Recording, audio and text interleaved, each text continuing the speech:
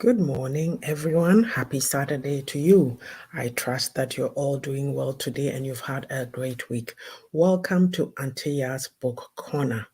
It's our Saturday Facebook Live, and we're going to continue a series that we started last week, our values enhancing or inhibiting our lives. My name is Yafoda Atobra, and Auntie Yaa'S Book Corner is based on my 5 books that came out during the COVID period. The first one is Reflections for a Thirsty Soul. The second is The Beauty of a Woman's Heart. Then we have Refreshing for My Weary Soul. Own It, which is a guide to taking accountability and responsibility for your own life journey. And last but not the least is My Unapologetic Self, which just came out this past June. It's a guide to being real and living life on my own terms. Do get your copy on Amazon. So we do Facebook Lives based on these books during the week. There's 5 days of videos, short videos that gives you nuggets for the day. So please patronize this platform and watch for those. So again, I welcome you. My co-host, Boating Russell, may not be able to be on today. She's at work, but if she's able to, she'll pop in for a bit. So before we carry on, I am going to go and share to groups. I'll keep quiet while I do that, and then we'll continue. All right.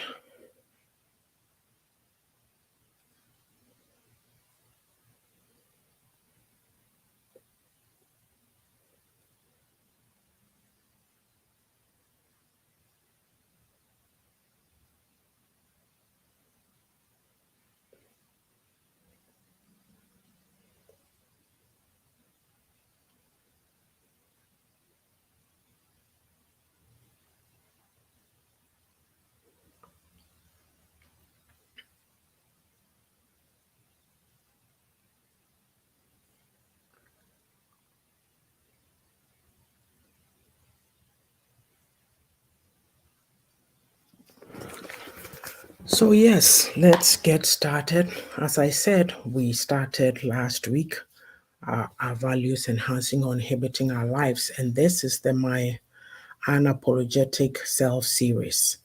Right. As a person, you have values or principles, standards that you live by.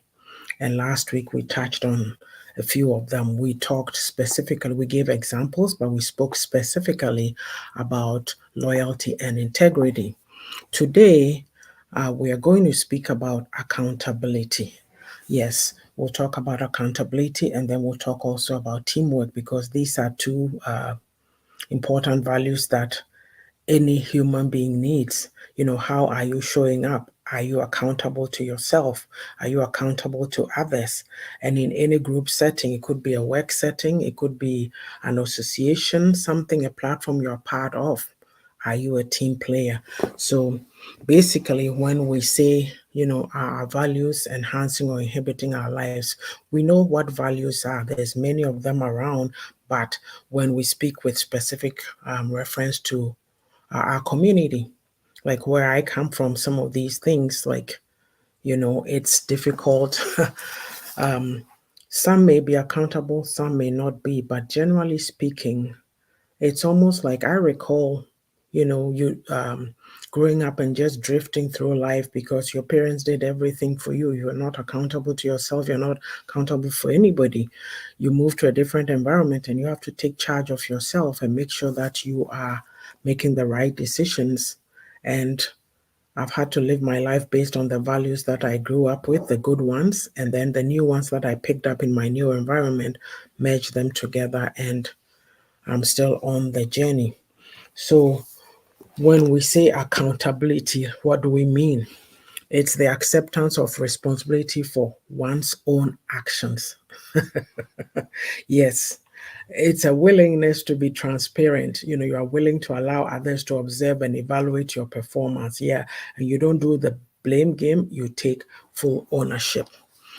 Now, in the communities in which you and I grew up, do we do this? I'm not sure. Do we do it?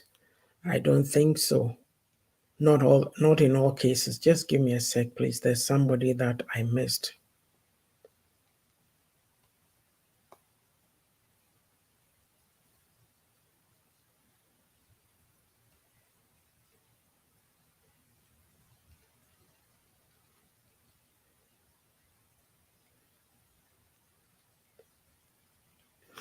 Yes. And so, you know, I saw something. I can't speak just generally or just put it out there like that. I have to make some qualifiers. There's pockets of accountability, I'm sure, but when you speak broadly as a people, we tend to put it accountability is other centered. It's somebody else's responsibility, not mine. I saw something very interesting this week. I happened to be watching the committee probing those leaked audios regarding the IGP. Yeah, is he Doctor Ekufu Dampare? And I tell you, I I listened to the gentleman speaking, and I thought to myself, wow. I wrote in the comments, an officer and a gentleman, full respect. My goodness, he's just the way he conducted himself. Even he said at that sitting of the committee where they came, he said he's with his team. And when they came in, he made sure that everybody had somewhere to sit before they all sat down. It makes me think of this verse in the Bible. I meant to look it up, but I forgot to. It talked about not breaking ranks. I don't know if it applied to locust or whatever, but here's a man like he's not breaking ranks, taking care of his people. They've come to a sitting. I mean, think about it. Would I even think about it? I'm with a group of 5 people. We're going to a place. Am I going to look around and make sure that everybody is sitting down? But this is somebody who practices accountability. Yes. Hello, Tony. How are you? Thank you for joining us. Yeah, so what are examples of accountability? It's like being proactive rather than reactive. Are we people given to being proactive? You know, um, the example that I give, and I think it's probably in one of my videos this week.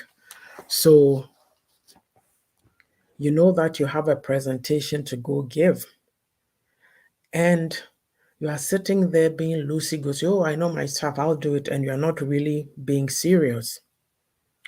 But then all of a sudden, what happens is the time comes, you've just coasted to the day, and then you go and you're having a full blown panic attack. But what if you are taking the time to prepare? I remember when I was working, we used to have to do a lot of presentations. And in my very early years in the department, I was so nervous. I hadn't gone to Toastmaster yet. After I went to Toastmasters, tell me, call me, I'll speak. I mean, it doesn't matter. You have to pick something from your brain and speak, right? So this is what I told myself. This was my proactiveness. I told myself that it was usually 3-day conferences that we had. And say mine happened to be on the very last day. I told myself, okay, I've learned my stuff. My slides are ready. You know, they'll be pulled up when I'm ready to present. Stop the panic attack, stop being nervous. I stopped thinking about it till the time that I actually had to do the presentation. That was my proactive way of keeping my emotions in check and not being nervous. Besides, too, I had developed other skills to help me cope with speaking in front of people. So I was not as nervous. So that is the example right there. Examples of accountability also is coming up with solutions, taking initiative to develop solutions. You don't wait till things go bad before you're always a step ahead. Okay, we are doing this, but what if this happens? What would we do? I tend to do that a lot, and then people think, oh, why are you being gloomy? Why are you? No, we have to focus on the right side of things, look at the right perspective. You can't put all your eggs in one basket, as they say. So if you've planned for one thing, you have to have a backup and a backup and a backup. What if this happened? What if that happened? That's just being proactive. Also, somebody who's accountable, they show up, they are ready to work, and they add value to the team. You have to be somebody people can depend on. Yes, I've given the example several times about applying for a job, and then it comes down to the wire, there's two of you. Your qualifications are great, everything, and the panel is stuck. Do you know what they start looking at? Personal suitability.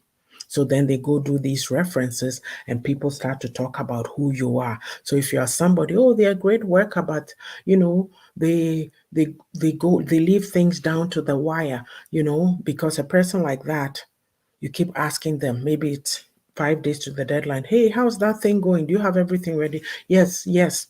And then they give it to you just a day before the deadline. Do you have time to review and react? No.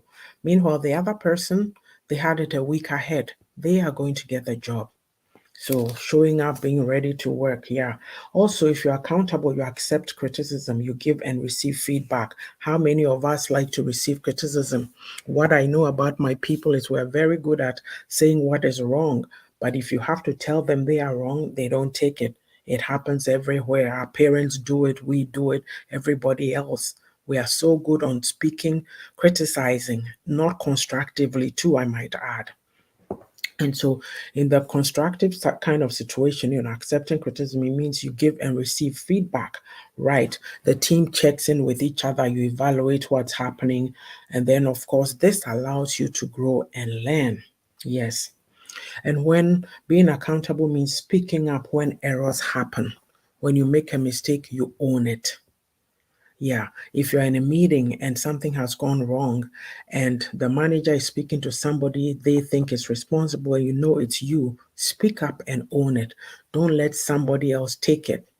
I remember years ago I was working on a file and we happened to be in a meeting, and the staff that I was working with on that file, they knew that there was a mess up and they had caused it. Lo and behold, in that meeting, they sat there and acted like they didn't have a clue about what was going on. I mean, it was their opportunity to speak up and say, oh, hey, this happened. Because, more often than not, when things go bad and you speak up, you own it, management appreciates it. They don't come down as hard on you. But this person, do you know what I learned that day about that person? That they are not honest, they are not a team player. In essence, they were leaving me, the officer, out to hang out to dry.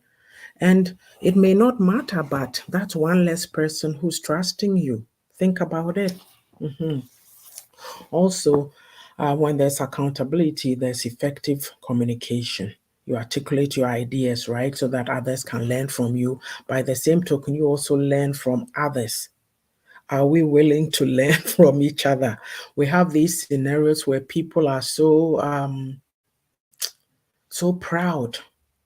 I've seen pictures of an MP or something in our community. He went to a function, somebody said something he didn't like, whatever the issue was. He got angry through the mic and off he went. That is not being accountable. It's not managing your emotions intelligently, right? I remember a colleague of mine always asking me, oh, how do you write those emails?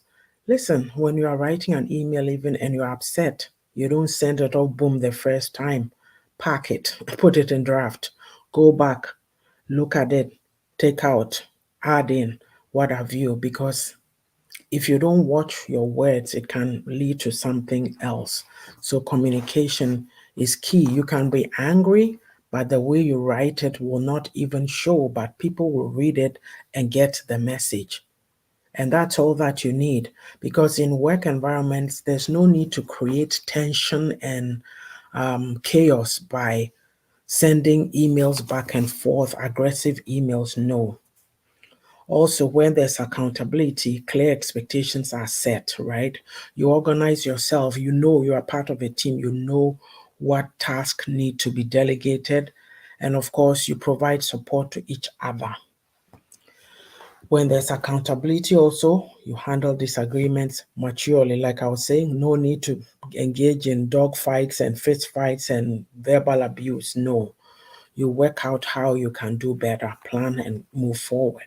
Yeah. And of course, too, you need to be mindful of the rules and regulations. When there's accountability, people understand the rules. Yes. And then, an accountable staffer knows how to operate within companies' expectations.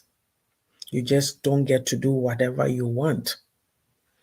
You follow the rules. There's rules regarding everything. Your leave, how you conduct yourself, values and ethics, you have to know them. And if you don't, it becomes a problem.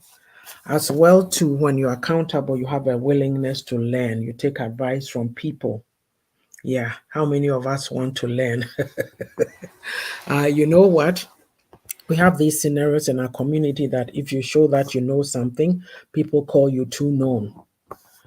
But in speaking up, you're helping somebody. So don't mind those labels, right? A willingness to learn involves humility. Sometimes we're not humble. I've always said that we come from a shaming culture. So if you own up to not knowing something, for fear of ridicule, we won't say that we don't know it. And then it becomes a stumbling block because you can make grave mistakes. Imagine you're in the healthcare field. The doctor has written a medication, a prescription for a patient, and you don't really understand, right? And you don't ask questions. What can happen? You can go give the wrong dosage or something like that because you were either too proud or too fearful to ask questions. And yes, I mean, I get it. Some doctors perhaps may be arrogant. So you figure that if you ask the question, they are going to just answer. And so you keep quiet. But somebody's life is at stake. It's only in our community that it seems those things don't matter. But when you live in the diaspora, there's liability. People can sue the pants off you if you make the wrong decisions. Yeah. And your organization or your hospital or institution, you think they are going to let you go scot-free? If you're putting them in these situations, you might end up getting fired. So we need to be accountable. Yeah. And also, when you're accountable, you pay attention to the details. You don't just do shoddy work. Like you make sure if you've been given a project to do, you make sure that you go through every aspect of it. I remember I had this manager, he would give me a project to work on. And the ones that are simple, whatever, you breeze through it. But those that you don't really like or understand, you look at it and you put it to the side and you're working on other things. Then you tell yourself, I need to get back to that. And so we have this thing going on. I'll just send him an email. I've reached this part and I don't understand. What do you want? Then I'll go and talk to him and we'll discuss it. And I'll come away with new insights on how to move forward. Imagine if I didn't ask the question and then the deadline comes. He looks bad, I look foolish. So, in all of these things that we are saying, you are showing up as you. You need to do the right thing. Your values, you need to do the right thing. Ask questions. We've been raised with this be respectful. Well, I don't see respect anywhere in my community anymore. I mean, these days, young people are doing all kinds of things that are so unbelievable, especially greed, killing people for things. Like, anyway, I won't go there. But I'm saying that you need to show up with the right attitude, the right values. Open your mouth and ask questions. When we say we are raised in a respectful environment, it doesn't mean keep quiet. Speak up when you have to. It's also important. Your voice is important. And of course, to being accountable means being sincere. As I was saying, accountability goes hand in hand with honesty. The example that I gave before of that co-worker who knew that they were part of the issue with that file, and yet they just sat in the meeting looking at me because they are so scared to speak up. And these are the same people to whom may come and say, oh, I'm not being given an opportunity. This is happening to me. That is happening to me. Why is that happening to you? Look at the trait that you exhibited to me. Maybe somebody is seeing that. That's why you are not going ahead as you want to. So yeah, honesty. You see, like if something goes wrong, you apologize. You provide feedback to each other. You praise each other when things are going well. When you're accountable, it means that you are prepared to be vulnerable. You trust each other, right? if you are in a situation where the person in charge of the team is not open, transparent, not practicing all these aspects of accountability, it leads to competition. People are trying to suck up. There's a lot of brown noses around. The thing that I hate or abhor in my life is brown noses at work. And so sometimes because you don't do the brown nosing, they want to call you names. But I always said that if you are my boss, you get to know me through the work that I do, whether good or bad. Yeah. There were some who like to label you that you were not doing a good job because they just didn't like you. We have those ones. Yes, let's keep it real. I'll say it. But generally speaking, I didn't think that it was up to me. I was not raised that way. It's not a value that I grew up with.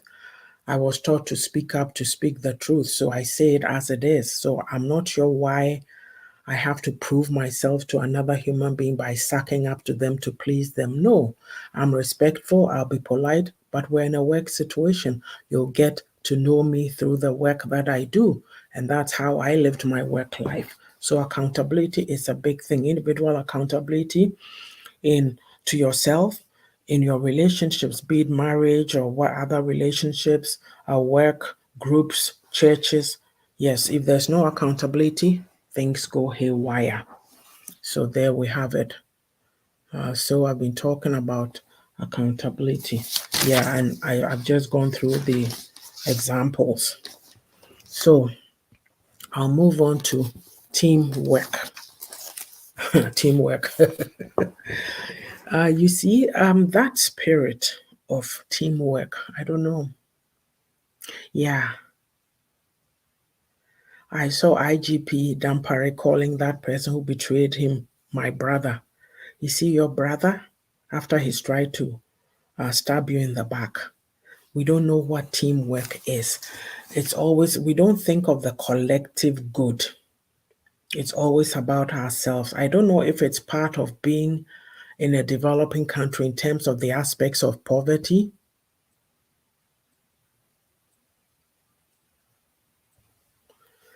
Hello, Sister Joy, is that you? You are the only one who calls me author Bakope, but you are showing up here as Facebook user. Yeah. So we are not, like I was saying, I don't know if it's part of we don't think of the collective good. It's each man for himself, God for us. So that's what happens in our community. So if you talk about teamwork, I'd hazard a guess to say it's non-existent. And I don't mean that broadly. There could be pockets of it, but when we speak overall, it's not something that was, oh, okay, hi, good to see you. It's not something that was ingrained in us. Okay, so teamwork, it happens when a group of people work together to successfully complete a task in whatever situation. If you work together well, everybody understands their role and you pull together, with all the principles of accountability that I just talked about. Yeah. So teamwork brings about cohesiveness, like you are knit together. Oh, I'm part of this group. You feel good about it because you understand what the group is about. You know the group dynamics. Yeah. It creates a positive working environment, and also you recognize the skills and strengths that each person brings. Okay? Yeah. So if you've just come on, we are doing the My Unapologetic Self series. Last week we started our values enhancing or inhibiting our lives. So we talked about values, we gave a number of examples, and then we spoke all in some detail about loyalty and trust. Today we're doing accountability, which I've gone over. I've given examples, and now I'm looking at teamwork. So really, when you think about it, teamwork is the key to success. If you work together with somebody, maybe you can accomplish your goal faster if you're able to work with somebody. It takes two to make things go. Yeah, we can do things on our own. We've done things on our own before, but when you're in a team where you understand each other, you respect each other, you regard each other, oh my goodness, it's a beautiful sight to behold. Sister Joy says teamwork is one of the skills that goes a long way and brings a lot of opportunity to succeed in all things. Exactly. It takes a lot to be able to humble yourself. A lot of these principles we're talking about involves humility. And when I say humbling yourself, it means I don't mean lying down for somebody to treat you like a doormat. No, it's like you coming to that place of saying that, hey, I don't know everything. I'm part of this team. Somebody can help me do this. And you go to them and you ask in humility. By that same token, because you are humble, you're not envious of anybody, you are part of a team, you look at people and the things they do. I admire. Hello, Miss Sage. Welcome aboard. I admire Sister Yabuatma Russell because of her, how I don't know how to explain it. She's very tech savvy. She does these videos, this and that, right? And I joke and so I should come and let you teach me. Meanwhile, I bought courses that can teach me that, and I never seem to have time to do that. But down the line, I'm sure if I said, hey, yeah, let's get on a Zoom call, show me this, show me that, she would. Okay, so it's me being humble to say, I don't know this. I want to learn from somebody. I wish I could do this better. I wish I could do that, right? My friend Tony here, he and I are in a prayer room. Anytime something's going on, he'll record things for me. And I'm like, okay, how does he do it? And then he sends it to Google, whatever it is. Like, people are there to help you if you ask the question. By the same token, you also need to be there to help people with what you know when they ask you. Sometimes you can offer and they refuse, which is fine. You tried. Yeah. So teamwork is a key to success. And it says it makes a person humble. Remember, I was talking about humility just now. And of course, it's crucial to growth and self development. There's lots you can learn from people in a team because everybody has come with different skill sets. And whatever you are lacking, you can pick up from somebody. And then, of course, you can take additional courses or find additional information. And of course, teamwork teaches proper time management. If you are in a team, you can't afford to hold the team back with tardiness, being late in meeting deadlines, and that kind of thing. So, if you don't know all these things, you become a problem, a stumbling block to the whole team effort. And so, even let's forgetting team, talking about you as an individual. If you lack some of these qualities, when you show up in places, that is what will show up. And it shows you in a bad light. And we are not willing to learn. What I know too about our community is that we are so focused on our faith, religion. Even let me say, Christianity is a relationship, but we've made it a religion, and we are so conscious that we miss the boat on some of these things. Oh, this is what the Bible says. Meanwhile, this is the practical thing to do.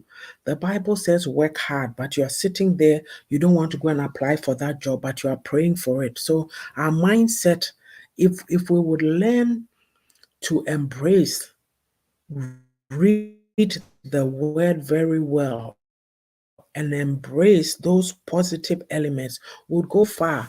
These people, all these big names out there, a lot of the stuff that they are doing is based on biblical principles. And you are sitting in Chrome there thinking you know better. And then you go under these social media threads and you see insults and this and that and religiosity. It's not helping us. You as the individual, for me, this is what I know. The Bible tells me that hard work pays off. So whatever I do, I try to do it well with an excellent spirit. I'm not perfect, but my standard is that be the best that you can be.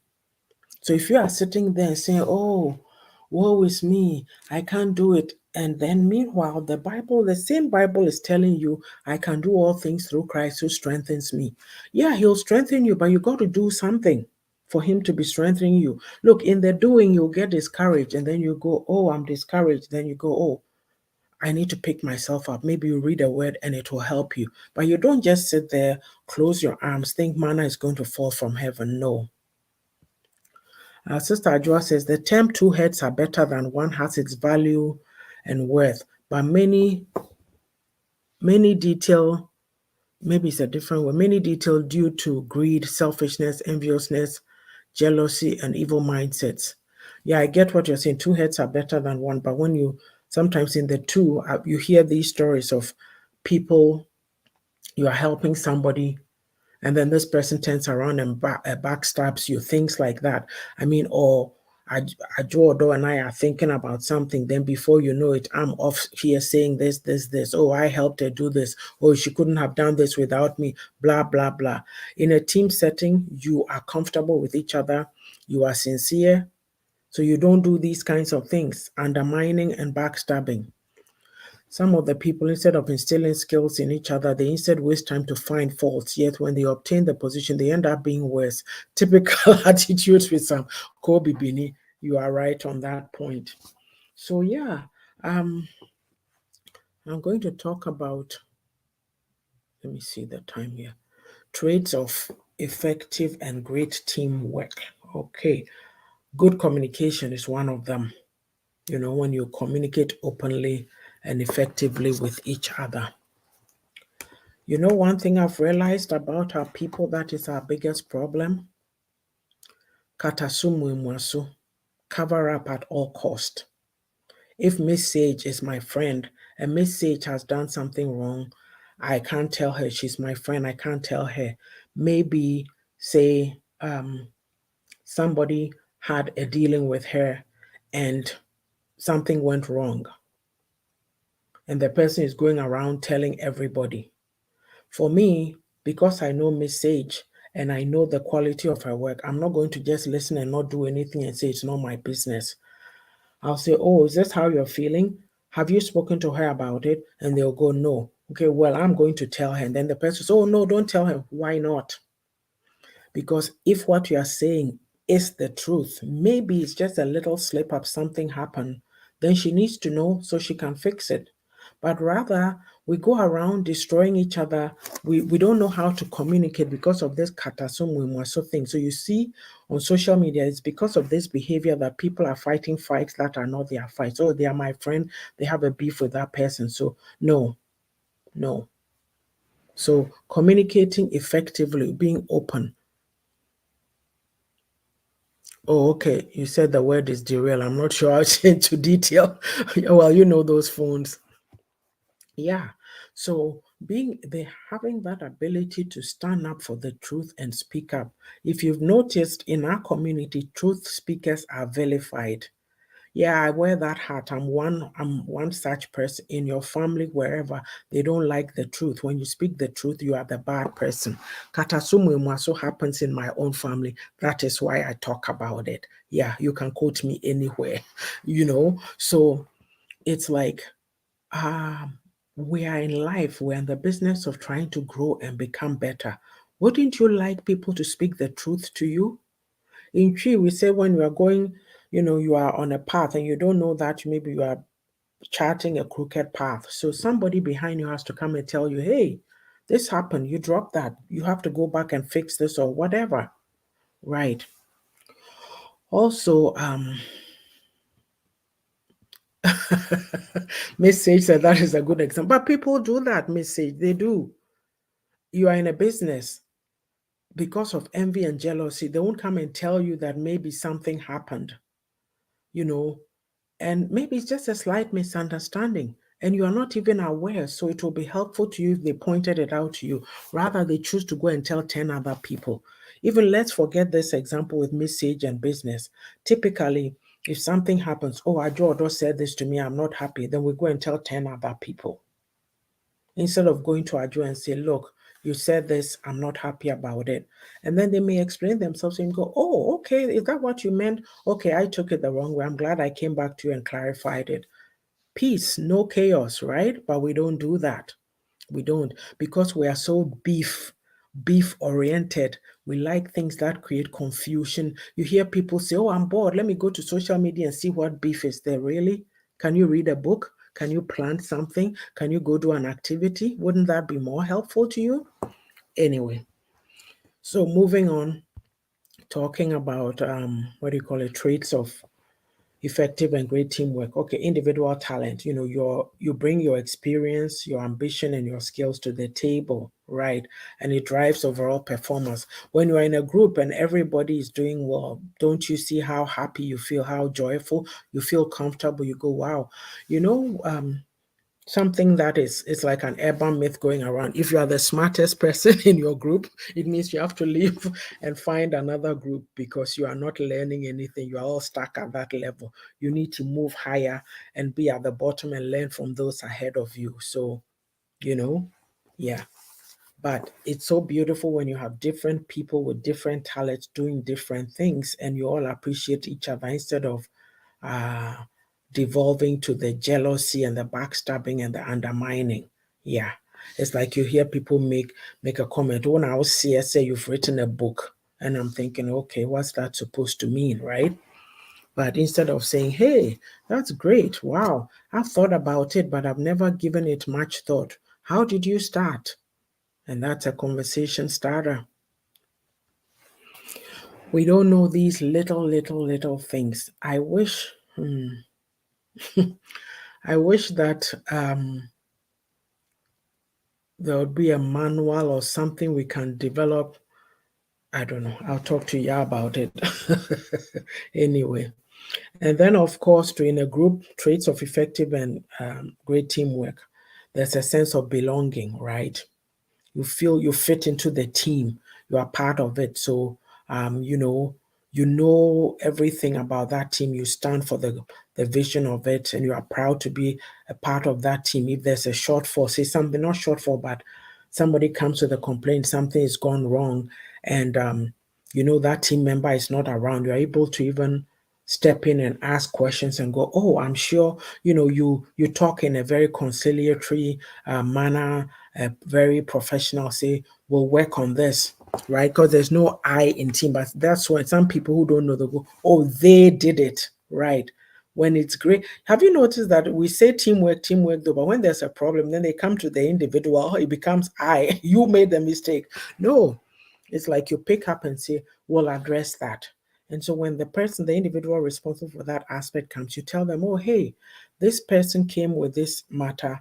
I told them we'll look into it. So what can we do to help?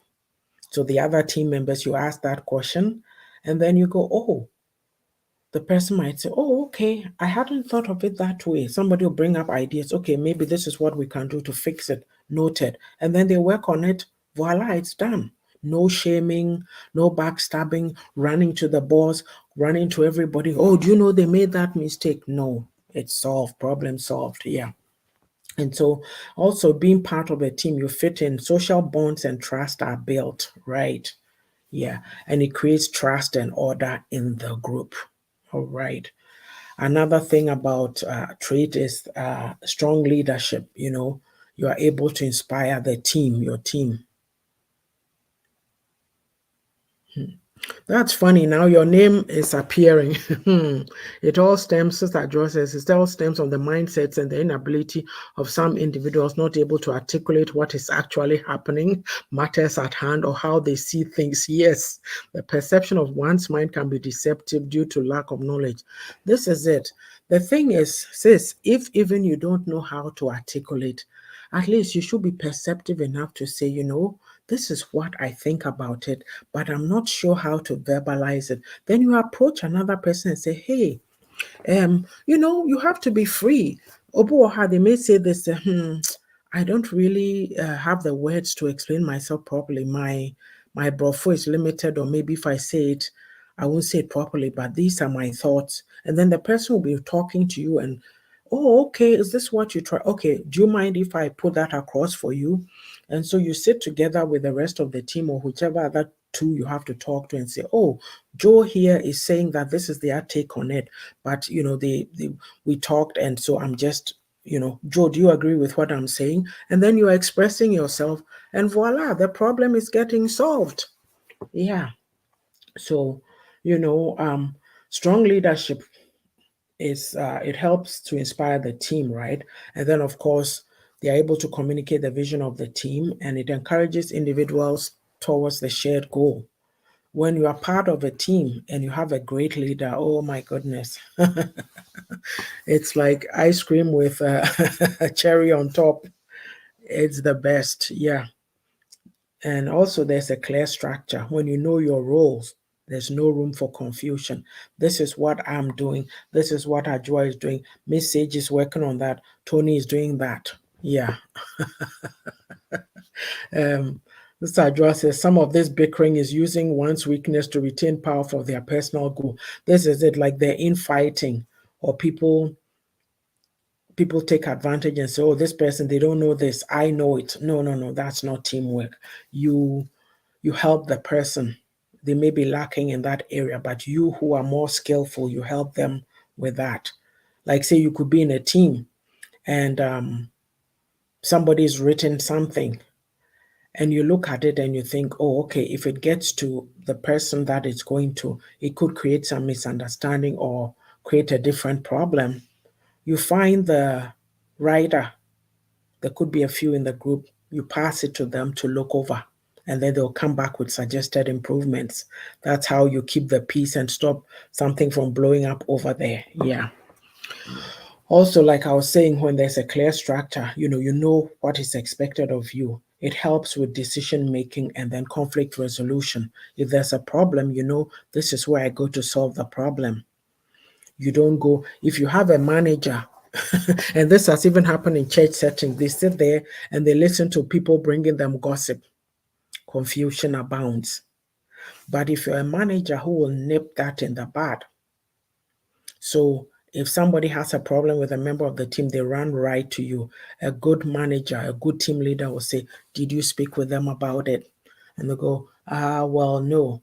They go, well, you need to speak with them, get their take on it.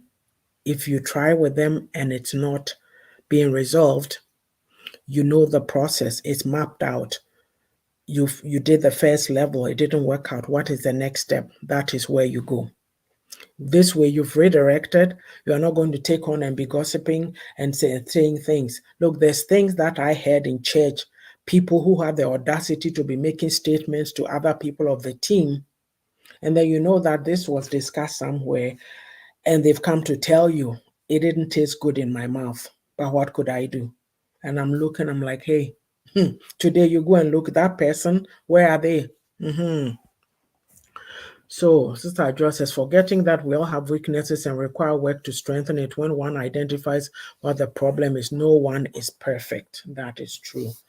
Also, the team has achievable goals. So you set realistic targets. You don't do impossible things.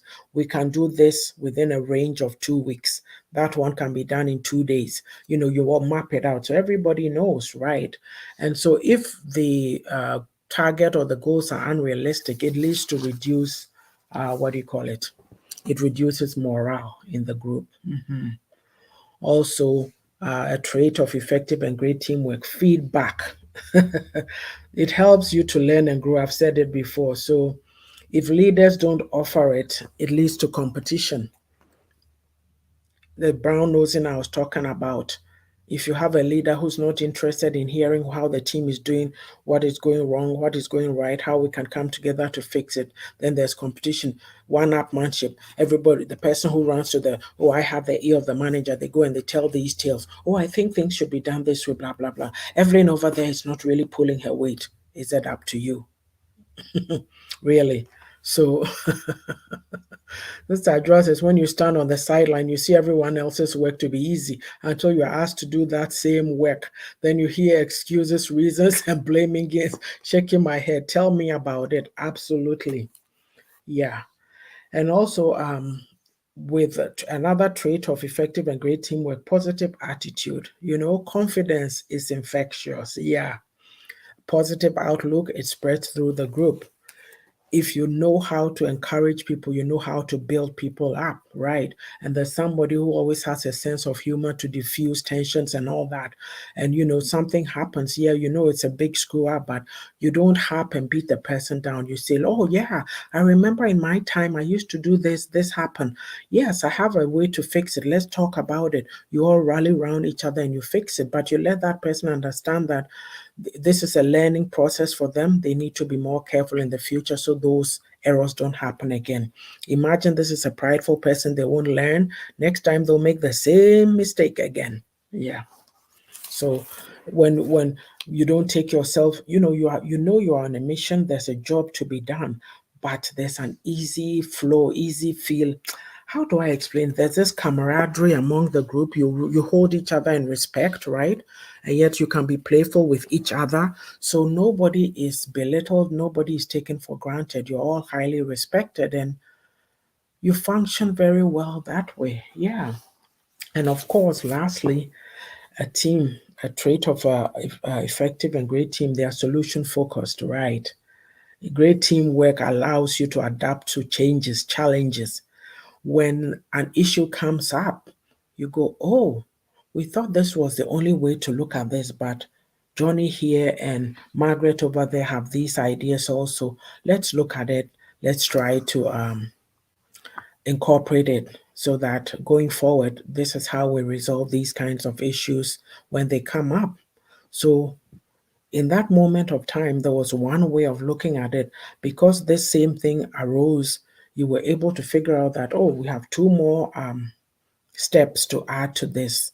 And so, as an organization, you are growing because you don't write the rules and just sit on them. Different situations come up because you are dealing with human beings. So, there's always a need to rewrite your policies or guidelines or whatever those may be, right? And also, effective and great teamwork means remaining focused on solutions and not problems. Make room for we'll talk and talk and talk and talk about the problems, but we never ever figure out a way to solve it. Every time they are talking about the problem, what are you going to do to fix it?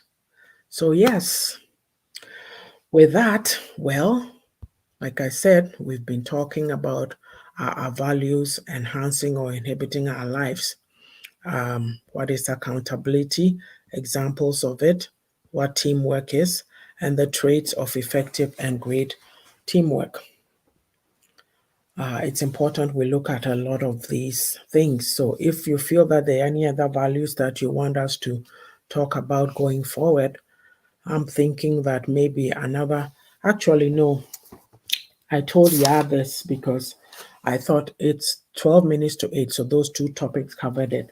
Next time, we'll be talking about volunteerism. That could well be into October, mind you, because this is our second program for this month. So I think we're done. I'm not available on the 23rd and 22nd. We'll be talking about volunteerism and passion. Remember, in one of the programs that I brought up, one of the side points or sub elements was patriotism. Volunteerism ties in that way. With us, we do everything for money. We don't know that concept of helping others. So we'll look at that. And of course, perhaps too, we can tackle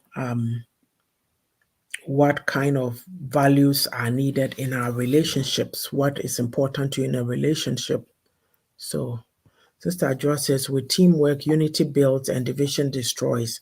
When you see parties, families, people, couples, and friends fighting, the concerned get overly excited about it. Joado, you will kill me today with no strategic planning. Such mindsets will not help develop anything. But that is all that we want. When you see beef happening on social media, you go at 928, 500 and something. You come to programs like this. This is our Jordan's platform, Pastor P. Who are the others? Just a minuscule. We are not programmed to want to develop ourselves, and we don't realize that we are wasting our mental resources, eh? Well, with that, let's go to commercial hour. Yes, so Zita Boatin Russell is not able to be here today. She's at work. So she does a variety of health and wellness, provides a lot of health and wellness tips on her YouTube channel. Please patronize her over there, Boatin Russell. And then to She teaches financial literacy, how to empower people to make the right decision regarding their finances. It's an area that we as Kobe Binifua, we as Black people, we as Ghanaians, we don't focus on that much. We need to do better. We need to plan. We need to plan our financial lives. It's not been easy. It's not. The mindset doesn't help us. I'm a retiree. I can tell you a lot. The mindset doesn't help you. You need to plan. You need to plan. So please watch out for her videos. They're on TikTok, social media. Patronize them. Ask questions. If you need to speak with her about anything, DM her and set something up. Okay? Russell has been with me since 2020 when my first book came out. She herself has a book coming out. She'll be launching it on her birthday on October 23rd. The title, I believe she's made some change, but I'll just say what I knew the original one to be. Chronicles, I believe it's Echoes from the Chronicles of YBBR.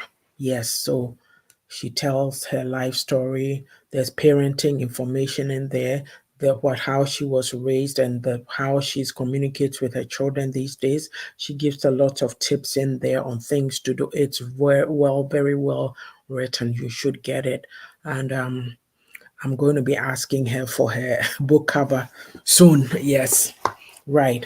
So then now I go to Sister Ajua Odo. Sister Ajua Odo does Abrabo Munsem. So she was on yesterday. On Abrabo Munsem, it can be any topic, free flow, any topic, or she can bring a particular topic, maybe something that's trending and talk about that. As well, she on Saturdays, she comes on at 5:30 p.m. Eastern on Fridays, I believe. Correct me if I'm wrong, please. And Saturdays, she does marriage talks with Osofo Samuel Koso from Ghana. It comes on at 3:30 p.m. Eastern, 1:30 Mountain Standard My Time. Please figure out the Ghana and BST times. Yes. So I'm sure there's a topic on slate for today. Yeah, I might not be able to be there because I have a meeting scheduled. Okay. So, Sister Joy, is this your perfect example? You go to some people platform and share their program. However, they never come to support you. Nor do they share your program thinking you have no sense. Hey, who born dog? Yeah, that's the kind of stuff that goes on. Yes. So patronize Sister Joy and Osofo on marriage talks on Saturdays. Then I go to Pastor Patience Edwards. Pastor Patience Edwards, Blue Bridges Coaching. Please contact her. Please contact her. I have done coaching myself with Pastor P. You know what? Part of growing and learning is being willing to look at yourself and say, something is not right. I'm going wrong in this area. This area works. That area needs fixing. It's called taking stock. Okay? I did a video this morning. You'll see it next week sometime. It talks about garbage, but hear the full story. I think it might be Thursday that it will be out. Yeah. So you need to look at yourself. You need to review. I say pause, reflect, and reset. If you want to grow in life, or whatever you choose to call it, I call it pause, reflect, and reset. You could have different words for that process. That's fine. But you need to do that, review periodically. Do you know that for myself, when I came, I retired, okay, I said, I don't want to get into this mode of just sitting around, sleeping around, doing nothing. I still need to carry on doing the things that I do. So I write down what I need to do for the day, all that, things to do with my books, other things that I love to do. And so these last 2 weeks, last week, and then this past week, I haven't done anything virtually. Like, virtually nothing. But you need those moments too, downtimes. Because yesterday, Sister, what's her name? Rich Lady came to ask, what book are you reading? Then I remembered, oh, yeah, there's this book that I'm reading. Yeah.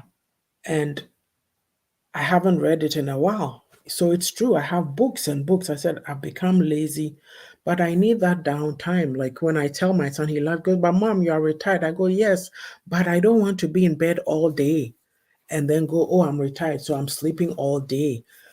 Then you start, oh, I'm bored. Oh, this, no, no, no, no. I have things to do. But these 2 weeks of a break was good. Sometimes you need to catch your breath. Yeah. So that's what I did with Pastor P, and it helped me immensely. If you go to Blue Bridges Coaching, you will see my review. Please patronize here. We tend to think we know it all, we have all the answers. Going to therapy means that something is wrong with you. No, you want to be better.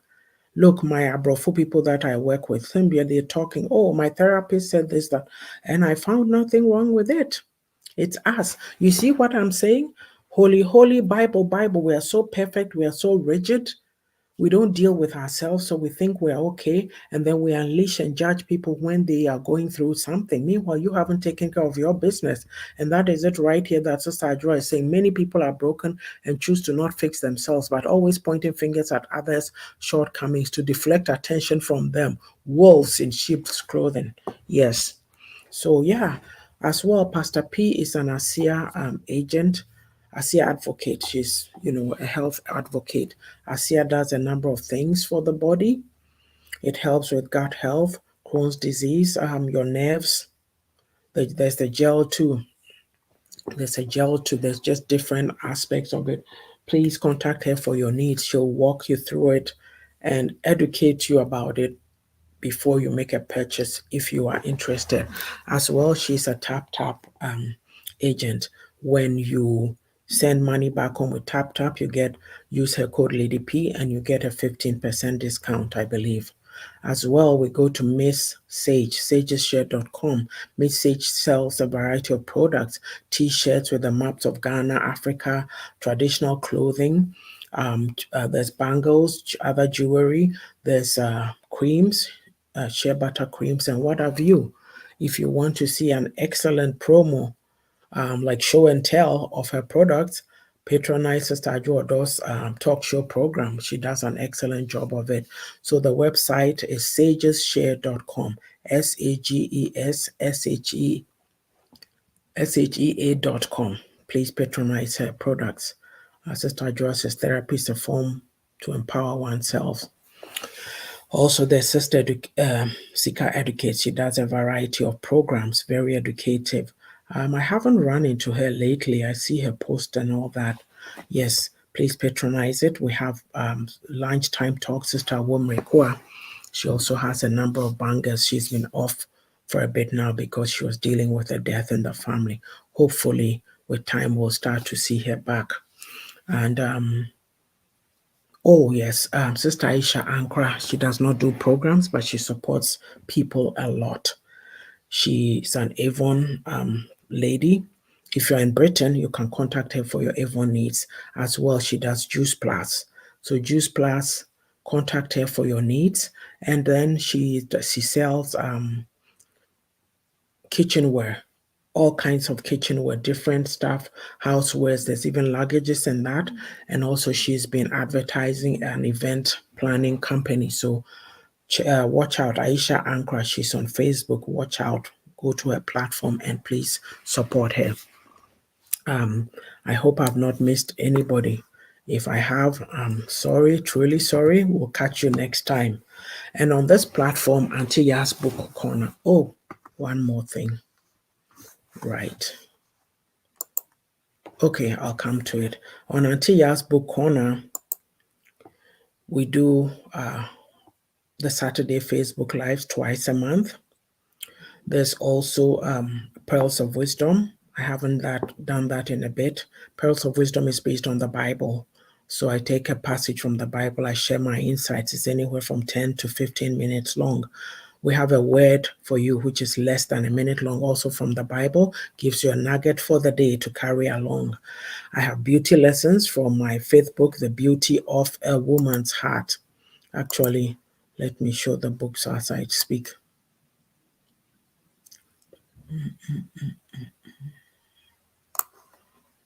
Right.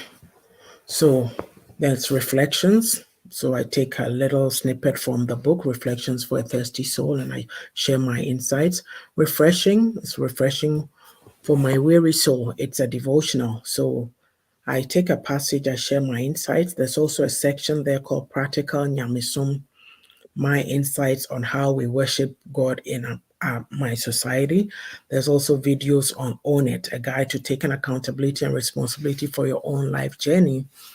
There's my unapologetic self, which is being real and living life on my own terms. So every day of the week, 5 days a week mainly, you'll see a video, any of these videos. Please like, share, comment, provide insights.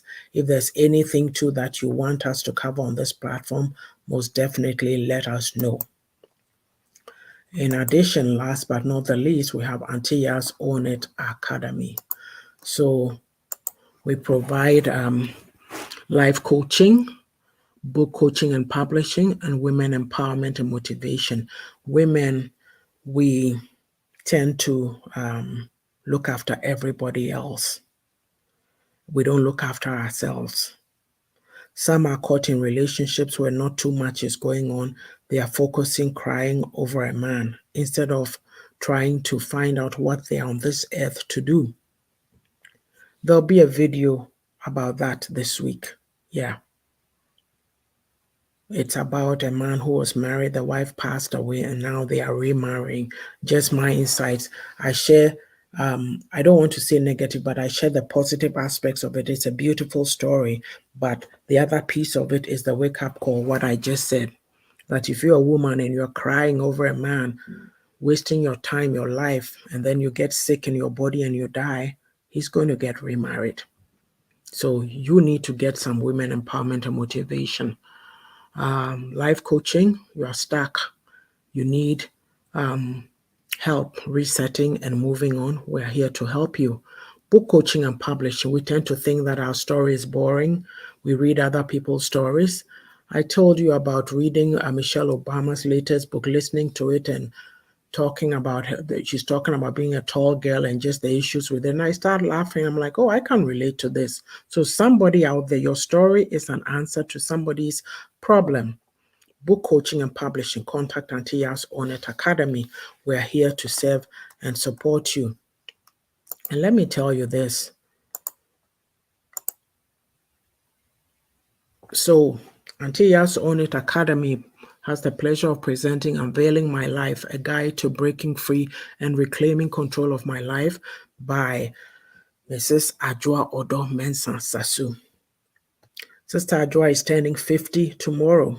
So let's say hooray to her. Jubilee. It's a Jubilee week. The Kindle book is out now. The paperback is coming. September 17th is one day of the Jubilee. It's ongoing. So watch out. Please patronize this book. Sister Ajua, it would be nice if this week you just be putting it out. Jubilee, Jubilee, Jubilee. Put out, give the links to the Kindle, and then every day of the week, share something.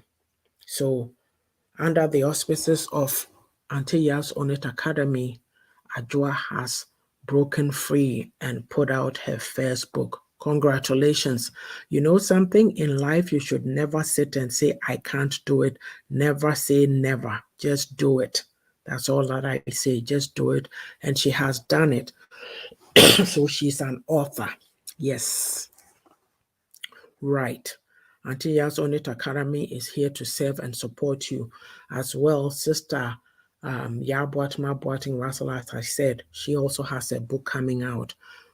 Auntie Yaa'S Own It Academy provided editing and proofreading services to that beautiful book.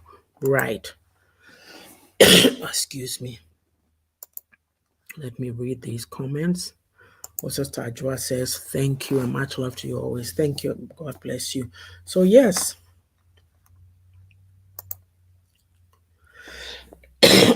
Oh, sorry. That must be a message. Thanks for the promo educative programs on your platform. You have a great weekend too. Oh, my throat. So with that, we are done for this week. Yes. Happy birthday. I want to be a fly on the wall in your house tomorrow. So, yeah, such is life. We've been here talking about accountability and teamwork. We'll be back next time. We'll speak about volunteerism and passion. If we're able to finish that in time, then we'll go on to values that important values. What values are important to you in your relationships? All your relationships, your work relationships, your home life, your family, extended family, all that. So, with that, thank you so much for joining me today. Oh dear, I appreciate all your support. Take care of yourselves. And Sister Ajua, happy birthday. Jubilee. There's a lot of Jubilee people this year. Yeah, 1973. I have two cousins and my sister who were born in 1973. There was one March and two Mays, and now it's yours. I think Sister Aisha also had a Jubilee. So congratulations to you all. Oh, hello, Pastor Joyce. Wow. Thank you for joining me. I appreciate you. Thank you so much. So yes, have a great weekend. Okay. Take care of yourselves. Stay blessed. Bye bye.